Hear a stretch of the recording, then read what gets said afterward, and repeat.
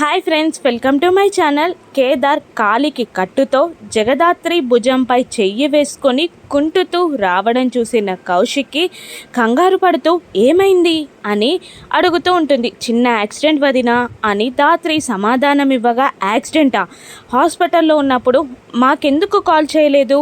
అయినా ఏం ట్రీట్మెంట్ చేయించుకున్నారో ఏంటో, పదండి మళ్ళీ హాస్పిటల్కి వెళ్దాం అని కౌశికి అంటుండగా, వదిన మీరు టెన్షన్ పడతారనే కాల్ చేయలేదు, ఇది చిన్న దెబ్బే అని అంటూ ఉంటుంది దాత్రి. చిన్న దెబ్బ అంటున్నావమ్మా, కాలికి అంత పెద్ద కట్టుకట్టారు అని అంటూ ఉంటాడు సుధాకర్. చిన్న దెబ్బే అక్క, ఏం కాదు, బాగానే ఉన్నాను నేను అని అంటూ ఉండగా, నిలబడలేకపోతున్నావు, కుంటుతున్నావు, చిన్న దెబ్బ అంటున్నావు అని కౌశికి అంటూ ఉండగా, లేదక్క నేను నిలబడగలను, కానీ దాత్రియే వినకుండా సపోర్ట్ అందిస్తుంది అంతే అని అంటూ జగదాత్రి భుజంపై చెయ్యి తీసిస్తాడు కేదార్. కౌశికి కంగారు గమనించిన యువరాజ్, వాడేమైనా చచ్చాడా? అంతలా ఎందుకు బాధపడుతున్నావు? చచ్చినప్పుడు బాధపడు అని అనగానే సుధాకర్ కోపంగా, ఎవరి చావుని కోరుకుంటున్నావురా నువ్వు అని అంటూ యువరాజ్ పైకి వస్తుంటాడు. చెప్పు, ఎవరి చావుని కోరుకుంటున్నావు నువ్వు? నీ అన్న చావుని కోరుకుంటున్నావా అని ఒక్కసారిగా అడిగేస్తాడు సుధాకర్. దాంతో అందరూ షాక్ అవుతారు. వైజయంతి, ఏంటబ్బయ్యా అన్నా అని ఏదో కొత్త పిలుపులు పలుకుతున్నావు ఏంటి, ఏం మర్చిపోతున్నావు అని బెదిరిస్తూ ఉంటుంది. యువరాజ్ కూడా, నువ్వాగమ్మా, ఈ ముసుగులోని గుద్దులాట ఇక తప్పదు, వద్దు కూడా, చెప్పు డాడీ, ఏంటి విషయం అని అడుగుతూ ఉండగా, అలా అడుగుతున్నారు కదా మావయ్య, ఇప్పటికైనా మీ మనసులోని మాటని చెప్పేయండి అని దాత్రి కూడా అంటూ ఉండగా, చెప్పండి నాన్న అని కేదార్ కూడా అంటుంటాడు. అది నిషి వల్ల అక్క భర్త యువరాజ్కి అన్నే అవుతాడు కదా, అలా అన్నానంతే అని మాట మార్చేస్తాడు. దాంతో కేదార్ బాధపడుతూ ఉంటాడు. నువ్వు రూమ్లోకి కేదార్ని తీసుకెళ్ళు అని కౌశికి దాత్రికి చెప్పగానే అక్కడి నుండి వెళ్ళిపోతూ ఉంటుంది జగదాత్రి. అమ్మ కౌశికి, ఇంకా ముహూర్తం అవసరం లేదు, రేపు శాంతి పూజ జరిపించమని పంతులు గారికి చెప్పేశాయి అని అంటూ ఉంటాడు సుధాకర్. అలాగే అంటుంది కౌశికి. కేదార్ బెడ్రూమ్లో ఒంటరిగా కూర్చోగా అక్కడికి అన్నం ప్లేట్తో వస్తుంది దాత్రి. బాగా నొప్పిగా ఉందా కేదార్ అని జగదాత్రి అడుగుతుండగా, నొప్పి లేదు, ఏమీ లేదు, జరిగిన పరిస్థితిని నేను మర్చిపోయాను, నువ్వు కూడా మర్చిపో, బాధపడకు అని అంటుండగా ఆ బుల్లెట్ గాయాన్ని చూసి బాధపడుతూ ఉంటుంది దాత్రి. చెప్పాను కదా వదిలేయమని, నాకు నొప్పిగా లేదు, నిజంగా తినిపించు అని అడుగుతూ ఉంటాడు కేదార్. అలాగే అంటూ కబుర్లు చెప్తూ ముద్దలు కలిపి పెడుతూ ఉంటుంది జగదాత్రి. ఇక అలా వాళ్ళు ప్రేమగా మాట్లాడుకుంటూ తినిపించుకుంటున్న టైంలో అక్కడికి కౌశికి ఒక బౌల్తో వస్తుంది. కౌశికిని చూసి, రండి వదిన, అక్కడే ఉన్నారేంటి, అక్కడే ఆగిపోయారేంటి అని అంటుండగా, మిమ్మల్ని డిస్టర్బ్ చేసినట్టు అవుతుందేమో అని ఆగిపోయా అని అంటూ ఉంటుంది కౌశికి. నువ్వు డిస్టర్బెన్స్ ఏంటక్క, రా వచ్చి కూర్చో అని అంటూ కేదార్ జరగబోగా, వద్దు కూర్చోరా అని అంటూ అక్కడ కాళ్ళ దగ్గర కూర్చుంటుంది కౌశికి. కేదార్ కోసం ఎక్కర్రీ చేసి తీసుకొచ్చా, అందుకే ఇలా వచ్చా అని అనగానే కేదార్ కళ్ళు మెరిసిపోతాయి. నా కోసం కర్రీ చేసావా అక్క, ఇలా ఇవ్వు అని అంటూ దాత్రి, ఫస్ట్ ఆ కర్రీతో కలిపి తినిపించు అని అంటూ ఉంటాడు కేదార్. ఓహో, ఒక్కరోజు మీ అక్క వండి తీసుకురాగానే ఇంతలా ఎగ్జైట్ అవుతున్నావు, ఇన్నాళ్ళు నేను వండి పెట్టాను, ఒక్కసారైనా ఇలా ఫీల్ అయ్యావా నువ్వు, ఇలా చెప్పావా అని కేదార్ని అంటూ, అయినా ఏంటి వదిన, ఒక్కసారైనా నా కోసం ఇలా వండి పెట్టారా అని కౌశికిని అంటూ ఉంటుంది జగదాత్రి.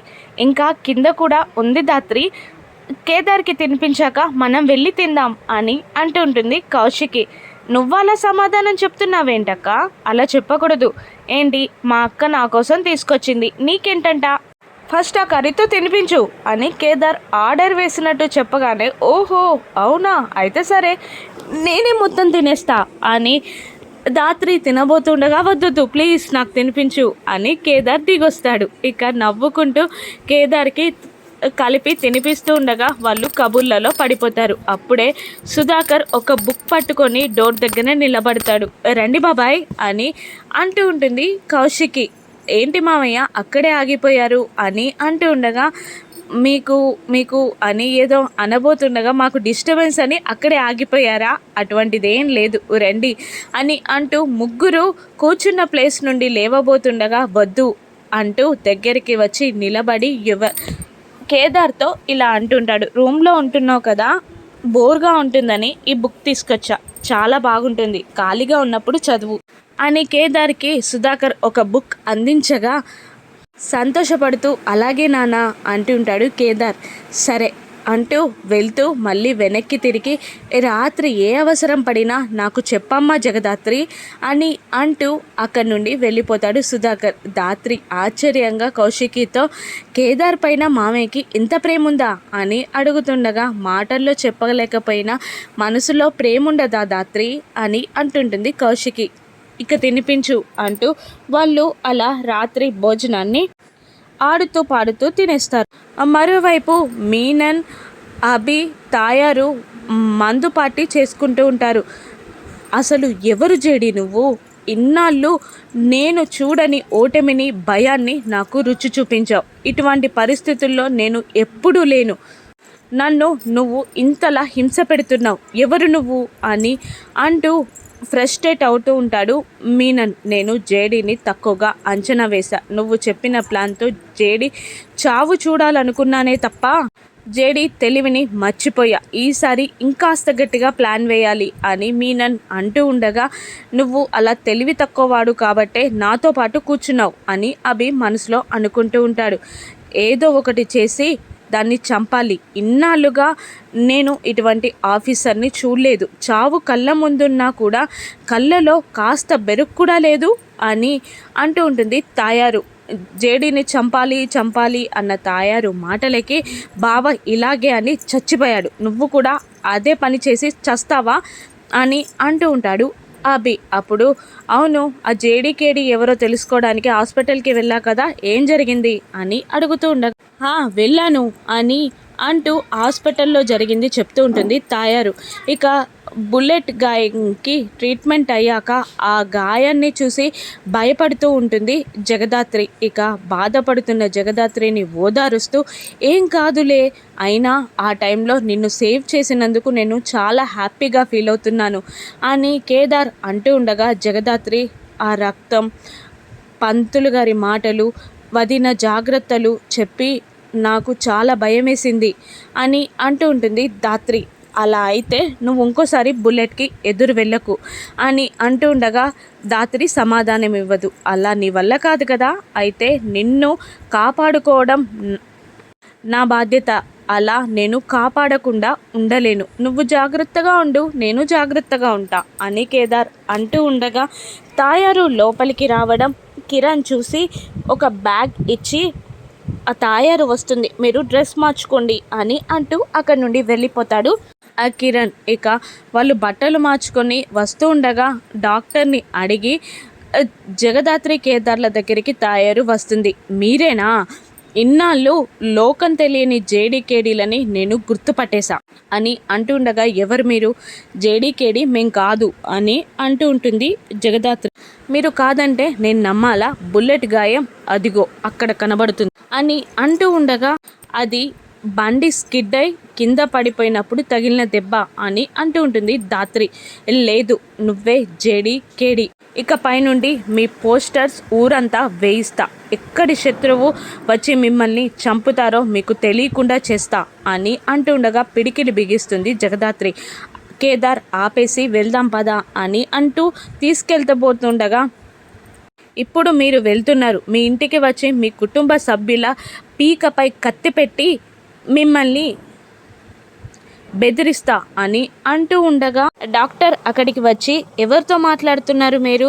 అదిగోండి బుల్లెట్ తగిలిన వ్యక్తి అక్కడున్నాడు, అదిగో చేతికి తగిలింది బుల్లెట్ అని డాక్టర్ చెప్తూ ఉండగా వీళ్ళు కాదా అని తాయారు ఎగ్జైట్ అవుతుంది. కాదు, నేను అతన్ని చూపించా అని అంటూ ఉంటాడు డాక్టర్.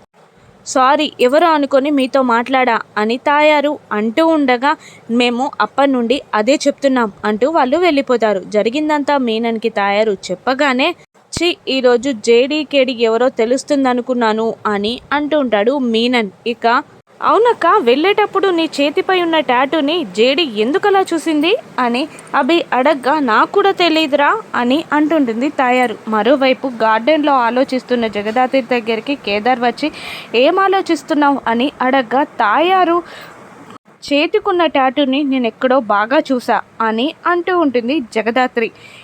తాయారు మీనన్కి యాడ్ అవ్వడంతో బలం పెరిగింది. ఇప్పుడే అసలైన యుద్ధం మొదలైంది అని అంటుంటుంది జగదాత్రి.